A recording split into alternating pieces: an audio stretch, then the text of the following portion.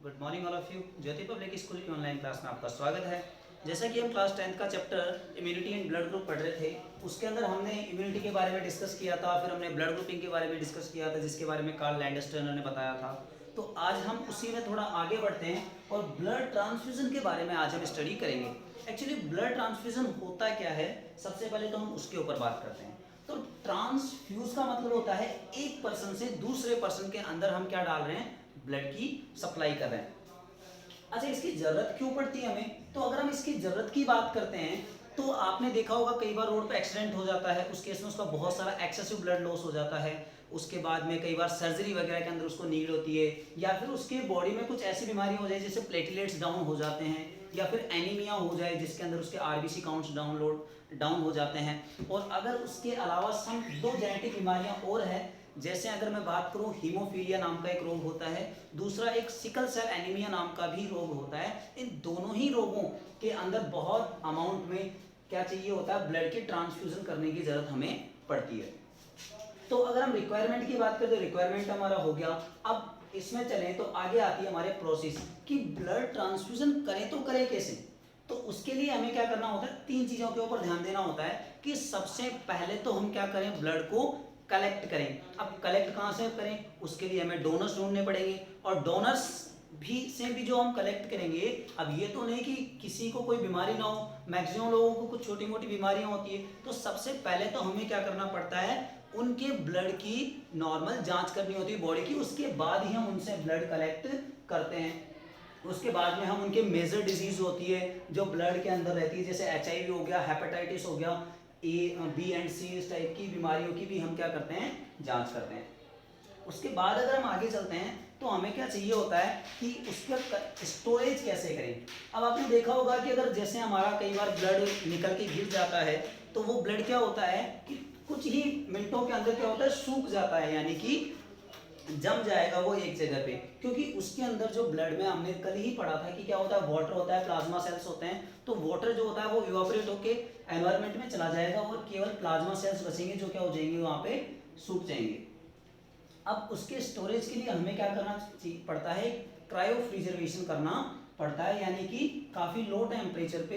दूसरी बात, इनके जो पाउच होते हैं वो एंटी बैक्टीरियल होते हैं, इनके ऊपर बैक्टीरिया भी ग्रोथ नहीं कर पाता, क्योंकि अगर बैक्टीरिया हमारे ब्लड के ऊपर ग्रोथ कर लेगा तो वो उसको खराब कर देगा। तो हमें ये भी ध्यान रखना होता है कि हमारा जो ब्लड का ट्रांसफ्यूजन कर रहे हैं उसके लिए हमारा स्टोरेज भी काफी इंपॉर्टेंट होता है।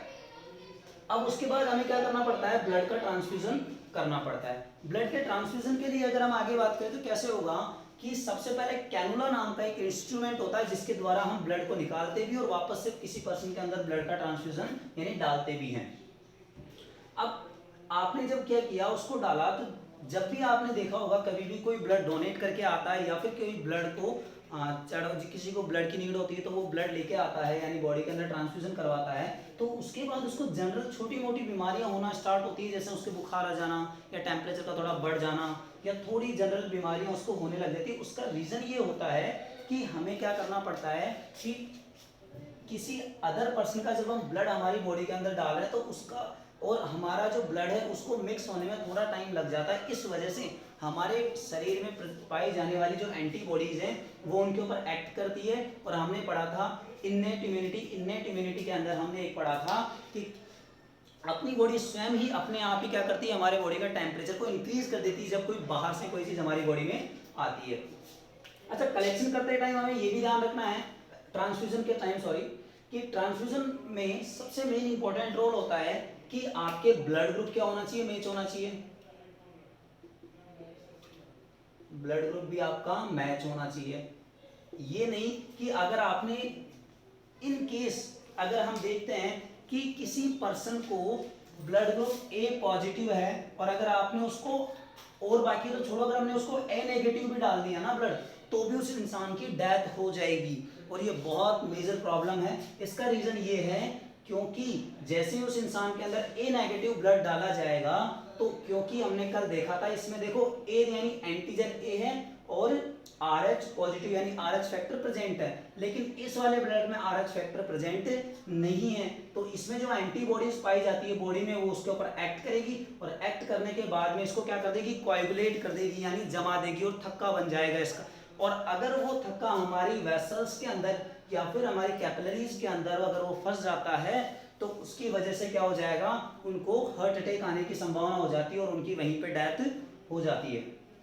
दूसरी अगर हम बात करें तो उनके ट्रांसफ्यूजन करते समय में ये भी ध्यान रखना है कि बीमारी का, क्योंकि बीमारी दूसरा हमारा जो स्टोरेज है उसका भी हमें प्रॉपर ध्यान रखना चाहिए, लो टेम्परेचर होना चाहिए। और तो इस तरीके से हम क्या करते हैं, ब्लड का ट्रांसफ्यूजन करते हैं।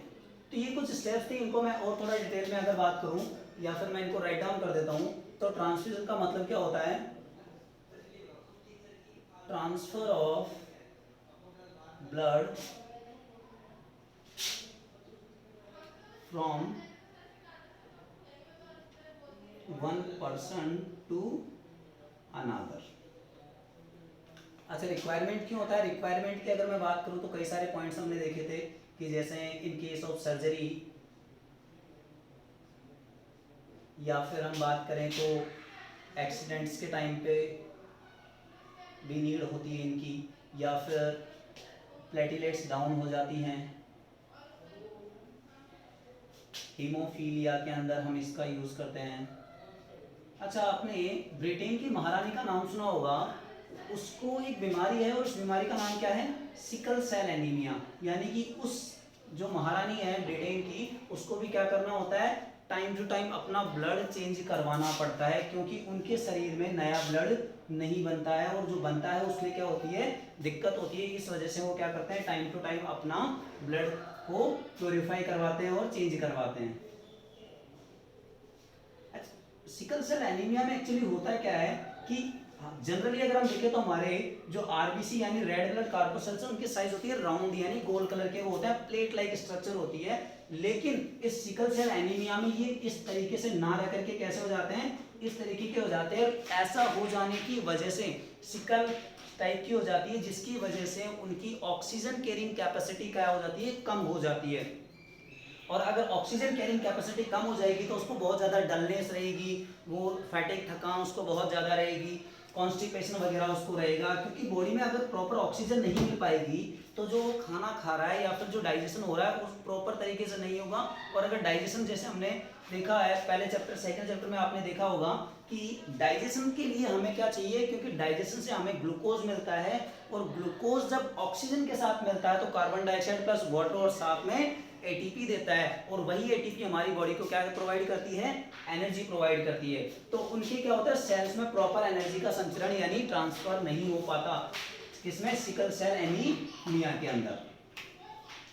आगे अगर हम देखते हैं तो कलेक्शन के टाइम पे हमें सबसे इंपॉर्टेंट तो ये याद रखना है कि जैसे ही अगर कोई डोनर आ रहा है तो सबसे पहले हमें उसकी क्या करनी है, जनरल सी उसकी जांच करनी है, उसके बाद में हम उसका क्या लेंगे, ब्लड लेंगे। अब ब्लड ले रहे हैं, उसके बाद में हम क्या करेंगे, उसकी आगे फर्दर जांच करेंगे ताकि उसके अंदर कोई बड़ी या मेजर बीमारी ना हो।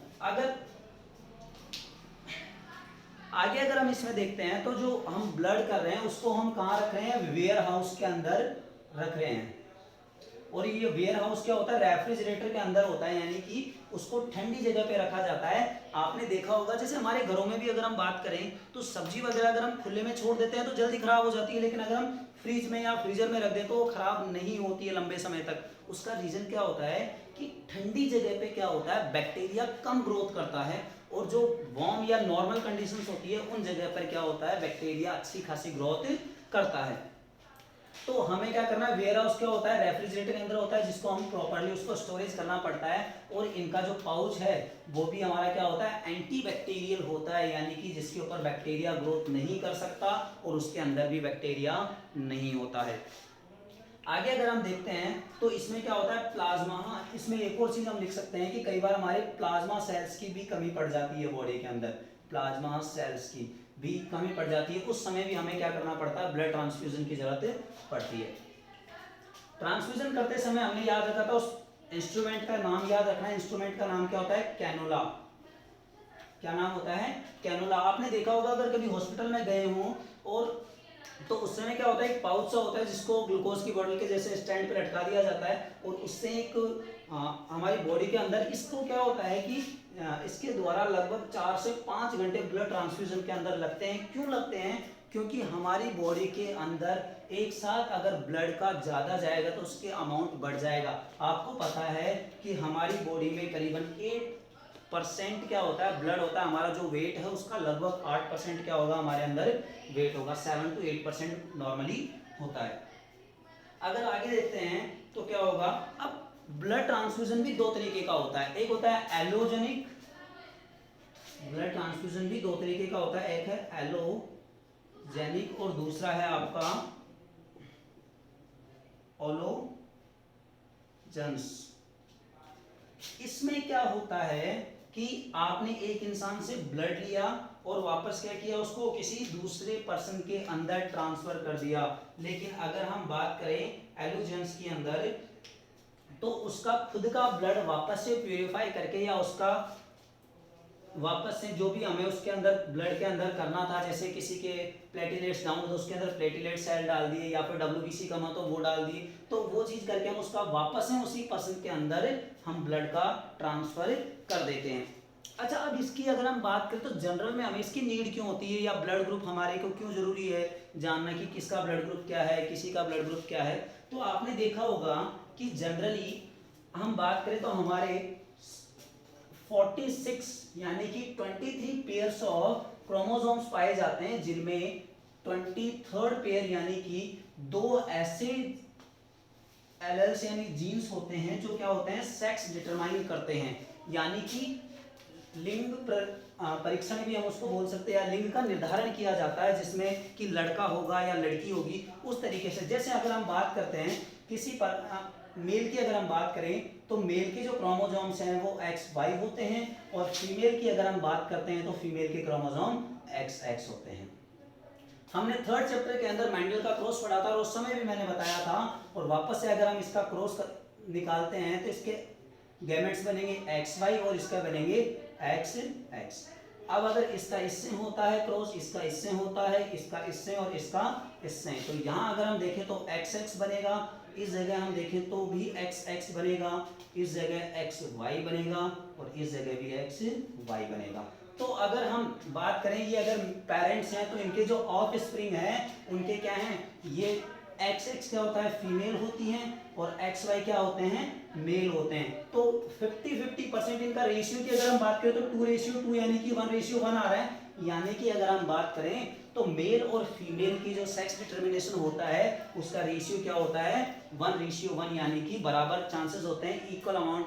हो सकता है लड़की भी पैदा हो जाए, हो सकता है लड़का भी पैदा हो जाए। लेकिन आजकल की जो मॉडर्न टेक्निक आ रही है उसके अंदर क्या किया जाता है कि जैसे अगर किसी पर्सन को लड़का ही चाहिए या लड़की ही चाहिए, तो मेल वाले में से वो क्या करता है, X क्रोमोसोम को हटा देता है, जिसकी वजह से अब इसमें केवल Y बचा। तो ये दोनों केस हट जाएंगे तो हमारे पास क्या बचेगा, केवल मेल चाइल्ड ही बचेगा, और इसी का हमारे पास क्या होगा, फर्टिलाइजेशन होगा, गैमेट फॉर्मेशन होगी, उसके बाद में एम्ब्रियो बनेगा, जाइगोट बनेगा, और फिर बच्चे का जन्म हो जाएगा। तो कौन सा बच्चा पैदा होगा, वो मेल ही बच्चा पैदा होगा।